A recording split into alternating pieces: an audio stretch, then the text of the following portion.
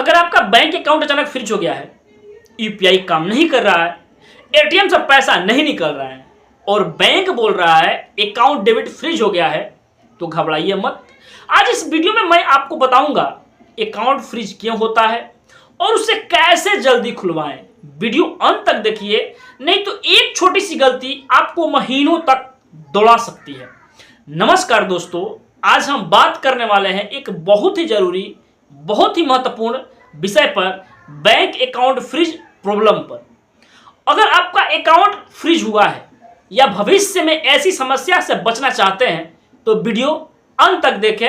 आपको एक एक सारी जानकारी जो अकाउंट फ्रीज से लेकर रिलेटेड होता है, मैं आपको पूरी जानकारी इस वीडियो में देने वाला हूं। आप वीडियो में अंत तक बनिए। अब हम बात कर लेते हैं कि बैंक अकाउंट जो होता है फ्रीज क्यों होता है।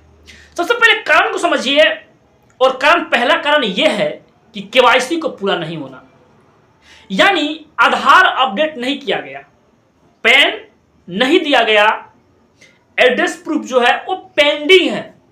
इस कारण से बैंक जो होता है वो आपका अकाउंट फ्रीज कर सकता है। दूसरा जो कारण है वह सस्पिशस ट्रांजैक्शन के कारण आपका अकाउंट फ्रीज हो सकता है, यानी अचानक बहुत बड़ा अमाउंट आपके अकाउंट में आ गया है, बहुत पैसा साइटों या वेटिंग साइट से आया है, या फिर अननोन अकाउंट से आपके अकाउंट में अधिक पैसा ट्रांजैक्शन हुआ है।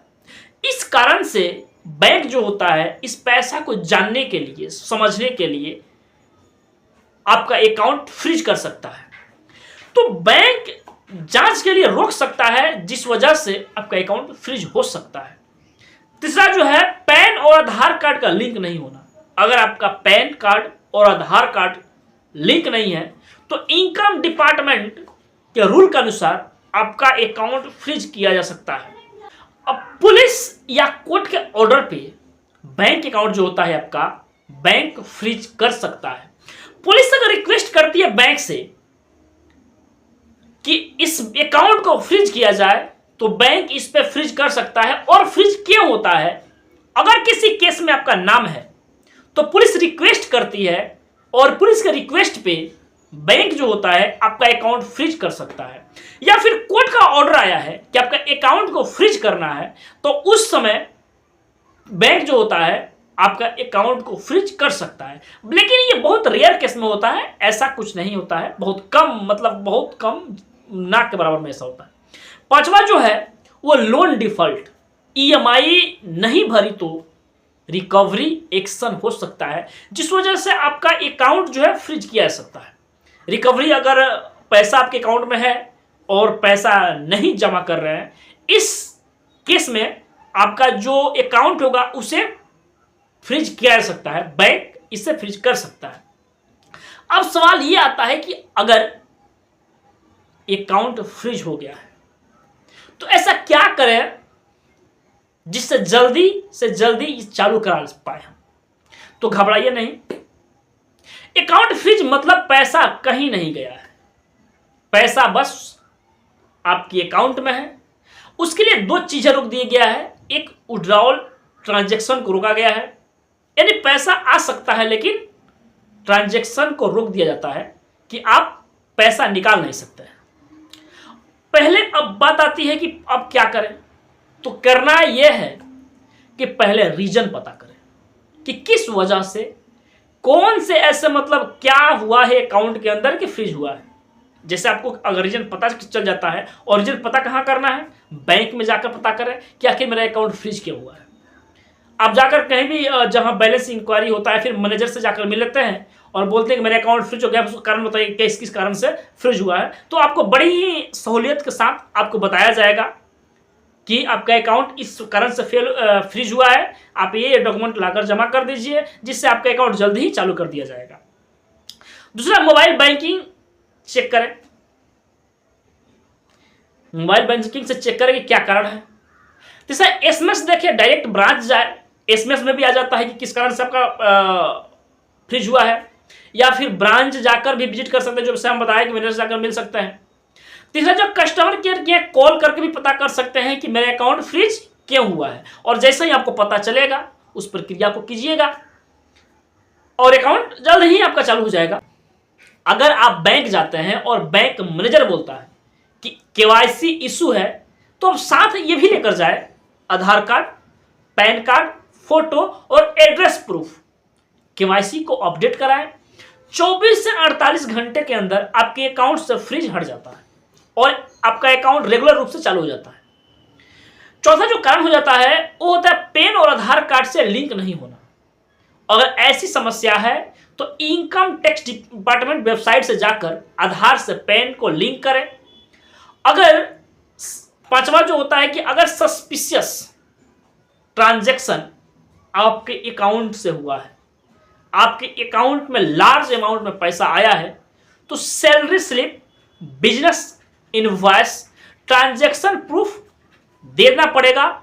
उसके बाद आपका अकाउंट जो होगा चालू हो जाएगा। छठा जो होता है वो पुलिस फ्रीज करती है, जिसमें पुलिस अगर फ्रीज करती है तो सबसे पहले इस बात को सीरियस लेना जरूरी है, क्योंकि पुलिस का जो केस होता है वो ऐसे ही नहीं होता है। इससे बड़ा रीजन होता है और बड़े रीजन के लिए बड़े सीरियस होना जरूरी हो जाता है। बैंक इसे खुद नहीं खोलेगा, आप इस दिमाग से निकाल दीजिएगा। जिस थाने में आपका केस चल रहा है, जिस थाने ने आपके अकाउंट को फ्रीज किया है, वहां जाकर आपको मिलना पड़ेगा और जाकर मिलिएगा। उसके बाद जो प्रोसेस होगा आगे कीजिएगा, उसके बाद आपका अकाउंट से फ्रीज हट जाएगा। अब सवाल आता है कि अकाउंट को खुलवाने में कितना समय लग सकता है। तो अगर केवाईसी इशू है तो 1 से 3 दिन का समय लग सकता है। पैन लिंक अगर पेंडिंग है तो 2 से 5 दिन लग सकता है। सस्पिशियस ट्रांजैक्शन वाला जो केस है इसके अंदर 7 से 15 दिन का समय लग सकता है। अगर पुलिस केस है तो ये केस पर डिपेंड करता है कि केस कैसा है, किस प्रकार का केस है, इसके हिसाब से आपका अकाउंट फ्रीज हटेगा, पुलिस चाहेगी तो। अब बात आता है कि कुछ गलतियां हैं जो अकाउंट का जो होल्डर है उसे नहीं करना चाहिए। क्या नहीं करना चाहिए? तो किसी अननोन अकाउंट से ज्यादा पैसा मंगवाना या फिर लेना, यह गलती ना करें। ऐसी गलती पे एक्शन हो सकता है आपके अकाउंट के ऊपर। साइटों या वेटिंग से ट्रांजैक्शन सावधानी से करें। फेक ऐप से पैसा रिसीव ना करें। पैन को इनएक्टिव न रखें।